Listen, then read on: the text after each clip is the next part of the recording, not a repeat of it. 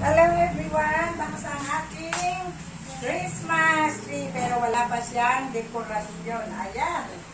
So ito po ay 15 years na. 15 years na po itong aking Christmas tree.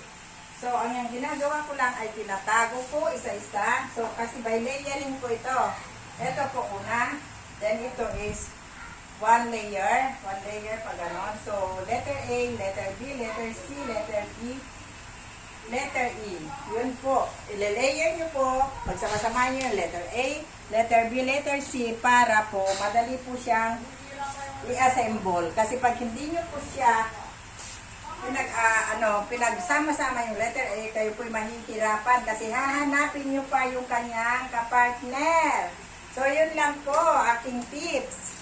Sana natutunan nyo kung ano ang aking tips sa inyo. Maraming salamat sa iyong panunood. Yes. So, antayin nyo na lang kanyang Christmas decor. Sa susunod na ulit, hanggang sa susunod muli. Thank you so much. Sana nagustuhan nyo. Bye-bye.